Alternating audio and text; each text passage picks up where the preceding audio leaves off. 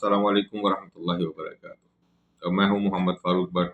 میرا اور آپ کا تعلق تھنک پیٹرنز کے حوالے سے، اور تھنک پیٹرنز کی طرف سے میں آپ سے ایک ریکویسٹ بھی کرتا رہتا ہوں، اور آج بھی ریکویسٹ کروں گا۔ ہمارے 91% جو ویور ہیں، جو ہمارے ناظرین ہیں، وہ ہمیں اب تک سبسکرائب نہیں کیا انہوں نے۔ میری آپ سے ریکویسٹ ہے کہ آپ لوگ جلد از جلد ہمارے چینل کو سبسکرائب کریں، اور جو ویڈیو آپ کو اچھی لگتی ہے اس کو ضرور لائک بھی کریں اور دوسروں تک شیئر بھی کریں۔ آپ جانتے ہیں کہ اس سے پہلے جو ہم نے کل ایک ایپیسوڈ آپ کے سامنے پیش کیا ایک شارٹ کی صورت میں، وہ تھا دو قومی نظریے پر۔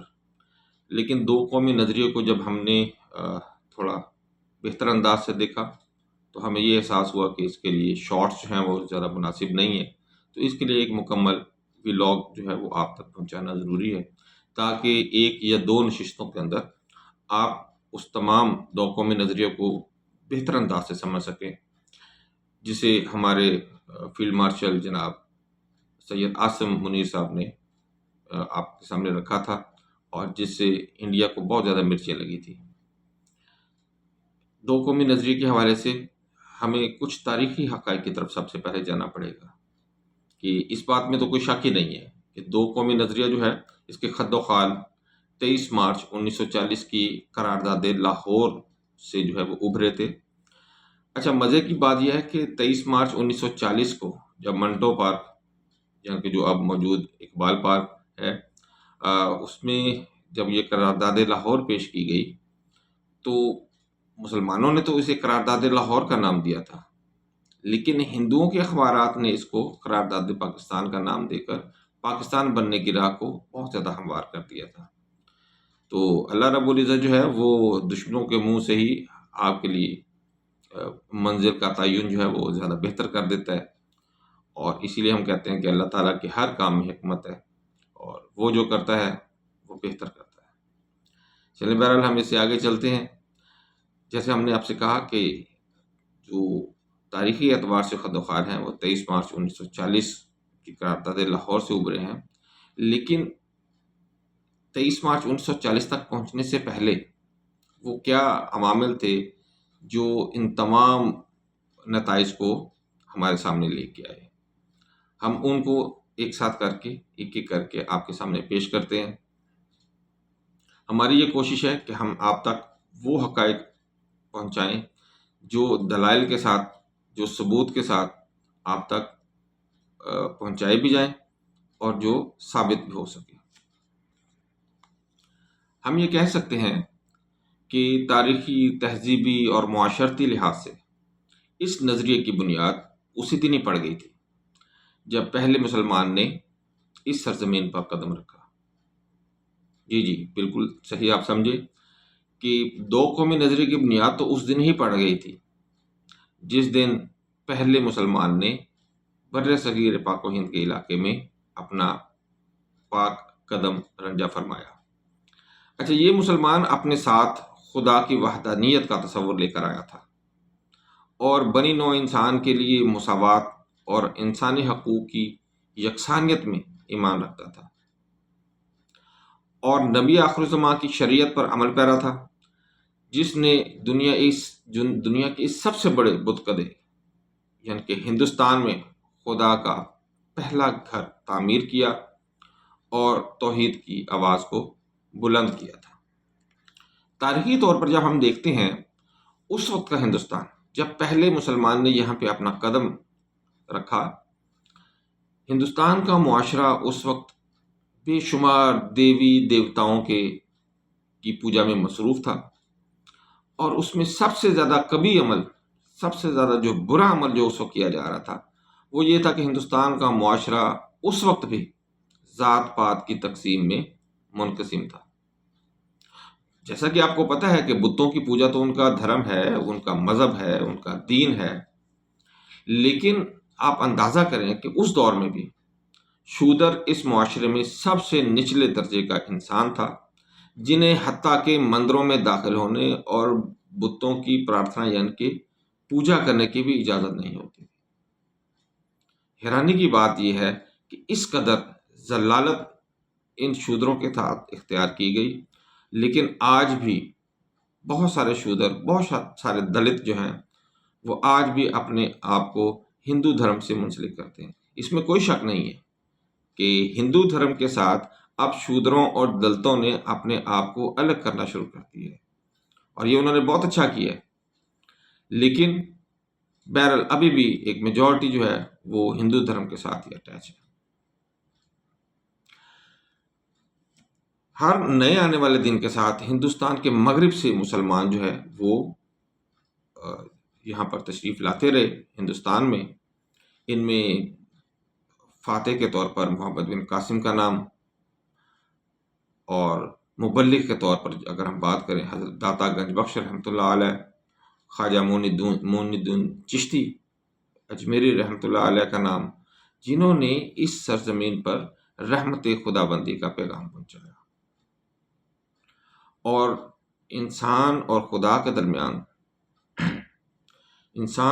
کے درمیان سے وہ قدغن ہٹا دی جو برہمن پروہتوں نے اپنی سماجی اجارہ داری قائم کرنے کے لیے قائم کی ہوئی تھی۔ آپ کو اس بات کا بخوبی اندازہ ہوگا کہ جیسے یہودیوں میں ان کے ربی ہوتے ہیں، عیسائیوں میں ان کے پادری ہوتے ہیں، اسی طرح ہندوؤں میں ان کے پروہت جو ہے وہ گنے جاتے ہیں۔ اور ان تینوں کے حوالے سے ایون میں اگر غلط نہیں کہہ رہا، ہمارے ہاں بھی کچھ مولوی اس طرح کے بھی ہیں کہ جنہوں نے انسان اور خدا کے درمیان میں دیواریں کھڑی کر دی، جنہوں نے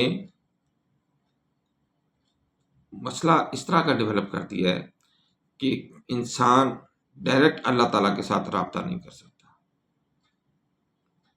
مسلمانوں میں اللہ تعالیٰ نے یہ بہت کرم کیا کہ ایسے لوگوں کی تعداد بہت کم ہے، لیکن اگر ہم ہندو معاشرے میں دیکھیں تو آج بھی ان کے وید اور ان کی پرانی کتابیں صرف ان کے پروہت ہی پڑھ سکتے ہیں۔ عام بندے کو تو وہ کتاب پڑھنے کی بھی اجازت نہیں ہے۔ یہودیوں میں اگر دیکھا جائے تو ان کے جو تالمود وغیرہ ہیں وہ صرف ان کے ربی ہی پڑھتے ہیں، عام یہودی کو تو اسے پڑھنے کی اجازت بھی نہیں ہے۔ تو یہ جو اللہ اور اس کے بندے کے درمیان ایک جو فاصلہ قائم کیا ہوا تھا، اسلام نے اور مسلمان نے اس علاقے میں آ کر اس کو ختم کرنا شروع کر دیا۔ میں اس حوالے سے دو قومی نظریہ کے حوالے سے قائد اعظم رحمۃ اللہ علیہ کا ایک قول آپ کے سامنے پیش کروں گا۔ 8 مارچ 1944 کو آپ نے مسلم یونیورسٹی علی گڑھ کے طلباء سے خطاب فرمایا، اور آپ نے فرمایا پاکستان اسی دن وجود میں آ گیا تھا جب ہندوستان میں پہلے ہندو نے اسلام قبول کیا تھا۔ یعنی کہ جو مسلمان باہر سے آئے وہ تو آئے، لیکن جس دن پہلے ہندو نے اسلام قبول کیا وہ دن ہی پاکستان کے وجود کا پہلا دن تھا۔ یہ اس زمانے کی بات ہے جب یہاں مسلمانوں کی ابھی حکومت بھی قائم نہیں ہوئی تھی۔ مسلمانوں کی قومیت کی بنیاد کلمہ توحید لا الہ الا اللہ محمد الرسول اللہ ہے۔ نہ تو اس میں وطن کا کوئی دخل ہے اور نہ ہی اس میں کوئی نسل کا کوئی دخل ہے۔ ہندوستان کا جب پہلا فرد مسلمان ہوا تو اپنی پہلی قوم کا فرد نہیں رہا، بلکہ وہ ایک الگ ایک جداگانہ قوم کا فرد ہو گیا، اور ہندوستان میں ایک نئی قوم وجود میں آ گئی۔ اسی حوالے سے ہم تھوڑا آگے بڑھتے ہیں۔ قائد اعظم رحمۃ اللہ علیہ نے گاندھی کو 17 ستمبر 1944 کو ایک خط لکھا۔ قائد اعظم نے فرمایا، اور اس میں آپ نے موہن داس کرم چند گاندھی کو ایک خط جو لکھا، اس میں مسلمانوں کی علیحدہ قومیت کی ان الفاظ کے ساتھ آپ نے وضاحت فرمائی۔ نمبر 1، ہم مسلمان اپنی تابندہ تہذیب اور تمدن کے لحاظ سے ایک قوم ہیں۔ زبان، ادب، فنون لطیفہ، فن تعمیرات، نام رکھنے، اخلاقی ضابطے، اور اقدار اور تناسب کا شعور، قانونی اور اخلاقی ضابطے، رسوم اور جنتری، تاریخ اور روایت، رجحانات اور امنگیں، ہر ایک لحاظ سے ہمارا اپنا انفرادی زاویہ نگاہ اور فلسفہ حیات ہے۔ لہذا بین الاقوامی قانون کی ہر تعریف کے مطابق ہم ایک علیحدہ قوم ہیں، یعنی ہم مسلمان ایک علیحدہ قوم ہیں۔ اسی بات کو ہم لے کے آگے نکلتے ہیں۔ انہی تمام چیزوں کو جو اس سے پہلے میں نے بیان کی ہیں، ہم یہ کہتے ہیں کہ یہ دو قومیں کبھی بھی اکٹھی نہیں رہ سکتی۔ یہی بات ہمارے فیلڈ مارشل جناب عاصم منیر صاحب نے فرمائی۔ ہندوؤں کو نہ جانے کیوں اس چیز سے اتنی چڑ ہوتی ہے، یا تو ہماری بات کا آپ رد کریں کہ جو ہم بات کر رہے ہیں یہ غلط ہے۔ جب ہم کہتے ہیں کہ ہم اور آپ دو الگ الگ قومیں ہیں، تو اس میں تشدد کا پہلو نہیں ہے، اس میں امن کا پہلو ہے۔ فیلڈ مارشل جناب سید عاصم منیر صاحب نے امن کی بات کی ہے، دشمنی کی بات نہیں کی ہے۔ آپ نے لڑائی بھڑائی کی بات نہیں کی ہے۔ آپ نے یہ فرمایا ہے کہ دو قومی نظریہ کل بھی قائم تھا، آج بھی قائم ہے، دونوں قومیں الگ الگ ہیں۔ بہرحال ہم تھوڑا آگے بڑھتے ہیں، کیونکہ دونوں قوموں کی تہذیبی روایات اور ذہنی اور دینی عقائد بالکل مختلف ہیں۔ میں ایک پرانا حوالہ آپ کو دیتا ہوں، ابھی کی بات نہیں کرتے، ہم 1020 عیسوی کی بات کر لیتے ہیں۔ سوری، پچھلے دنوں کچھ آپ سے آپ کہہ لیں کہ تھوڑی سی غیر حاضریاں بھی رہی ہیں، اس کی وجہ یہی تھی کہ گلا بہت شدید خراب تھا، بخار تھا۔ بہرحال ابو ریحان البیرونی کی ہم بات کرتے ہیں۔ انہوں نے اپنی کتاب الہند 1020 کے لگ بھگ جو اس میں جو اپنے لکھی ہے، اور اس میں آپ نے اپنے مشاہدات کا ان الفاظ کے ساتھ، آپ غور کیجیے گا، 1020 میں ابو ریحان البیرونی نے کیا باتیں اپنے مشاہدے کے طور پہ لکھی ہیں جب انہوں نے ہندوستان کا دورہ کیا۔ مسلمانوں کو یہ مقامی لوگ ملیچ کہتے ہیں، یعنی کہ ناپاک کہتے ہیں۔ آپ خود اندازہ لگائیں، 1020 کی میں بات کر رہا ہوں، یہ آج کی بات نہیں ہے۔ میں اپنے ہندو دوستوں کے ساتھ، ان لوگوں کے ساتھ، میں ہندو دوست ان لوگوں کو کہتا ہوں جو پاگل نہیں ہوئے، جو جنونی نہیں ہوئے، جو اپنے مذہبی جنون کی وجہ سے دوسروں کا گلا کاٹنے پہ راضی نہیں ہے، جو چاہتے ہیں کہ ہم سچ کو جانیں اور پرکھیں۔ تو میں آپ کو یہ بتا رہا ہوں، البیرونی نے 1020 عیسوی میں جو مشاہدات کیے، انہوں نے جو پہلی بات لکھی کہ یہ مسلمانوں کو اچھوت اور ملیچ کہتے ہیں۔ ملیچ کا لفظ انہوں نے استعمال کیا، یعنی کہ ناپاک کہتے ہیں۔ یہی وجہ ہے کہ یہ مسلمانوں کے ساتھ ملنا جلنا، شادی بیاہ اور قریب جانا، مل کر بیٹھنا اور ان کے ساتھ کھانا بالکل جائز نہیں سمجھتے۔ اگر کسی مجبوری کے تحت ہندوؤں کو مسلمانوں کے ساتھ ہاتھ ملانا پڑ جاتا ہے تو وہ ہاتھ پر رومال لپیٹ کر ہاتھ ملاتے ہیں۔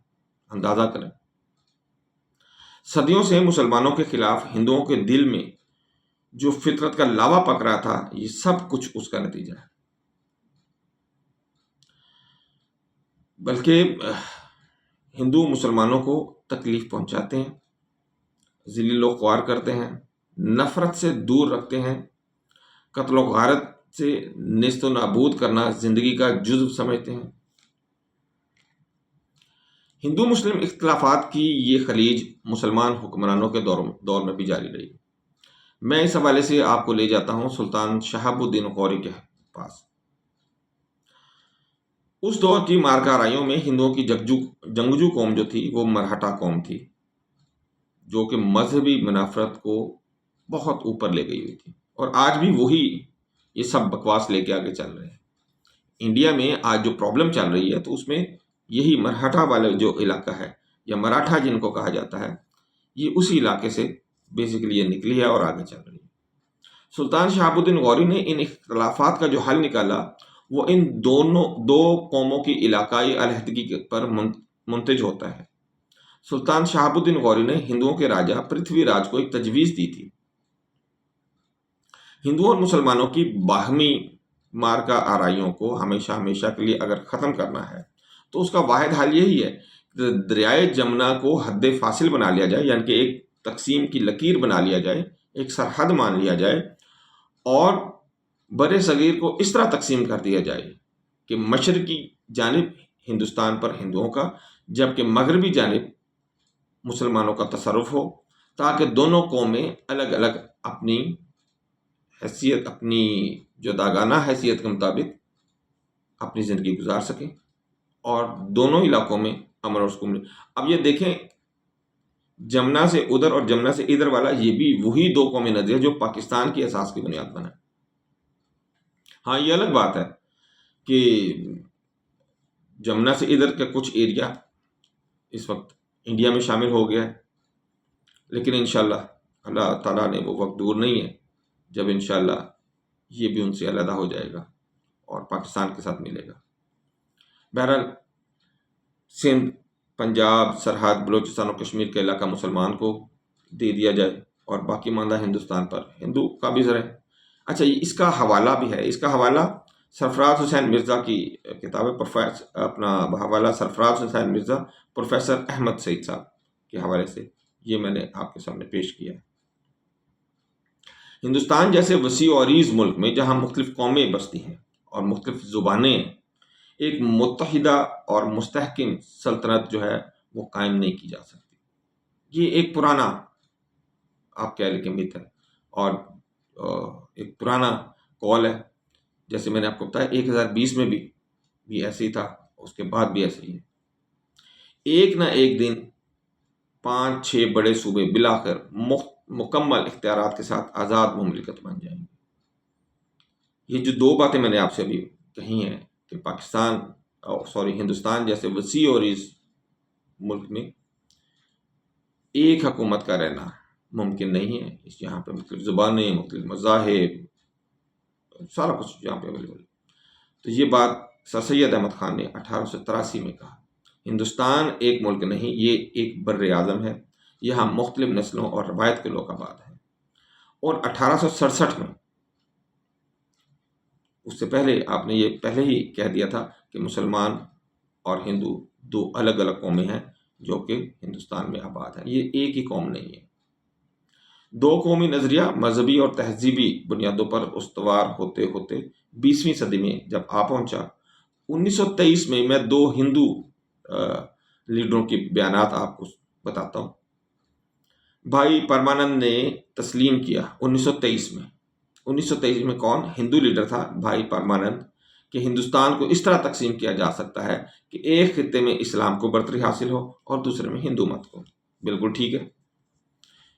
ایک سال بعد ہی 1924 میں لالا لاجپت رائے، چھوٹا لیڈر نہیں ہے، لالا لاجپت رائے نے 1924 میں دو ٹوک الفاظ میں کہہ دیا تھا کہ مسلمانوں کو شمال مغربی سرحدی صوبہ مغربی پنجاب، سندھ اور مشرقی بنگال دے دیا جائے۔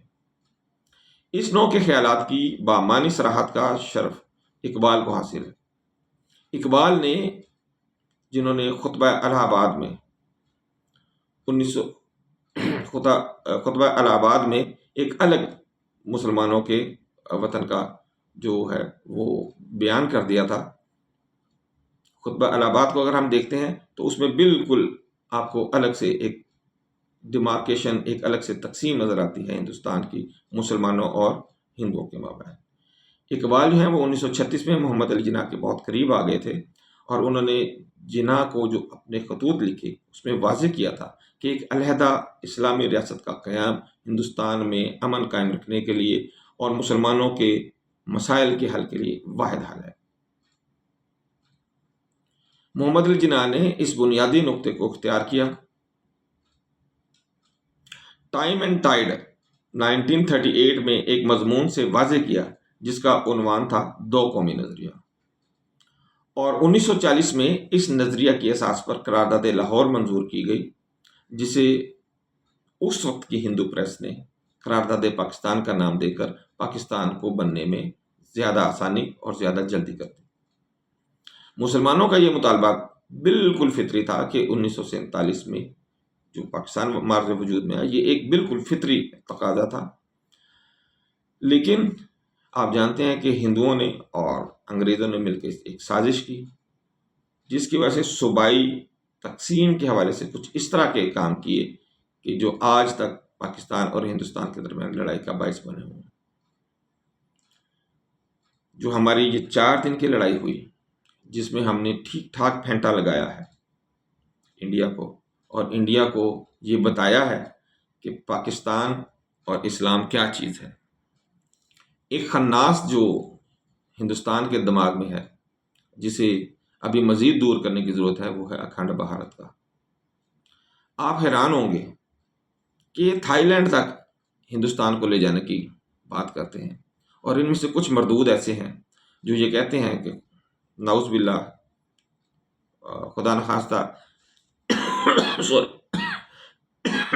سوری،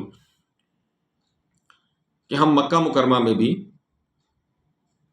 پہنچیں گے اور وہاں پہ دوبارہ بت رکھیں گے، اور وہ پہلے ایک ہندوستان کا ہی ایک حصہ تھا جہاں پہ بتوں کی بات کی جاتی تھی. ان مردودوں کے خیالات یہ ہیں. ان مردودوں کے خیالات، اور یہود اور ہنود ایسے نہیں کہا جاتا، وہ مدینہ منورہ تک آنے کی جستجو میں مصروف ہیں، اور یہ مکہ مکرمہ میں پہنچنے کی بات کرتے ہیں، اور ہم مسلمان یہاں پہ سوئے ہوئے ہیں، اور ان دونوں قوموں کے ساتھ بعض ہمارے لوگ جو ہیں وہ دوستی کی باتیں کرتے ہیں.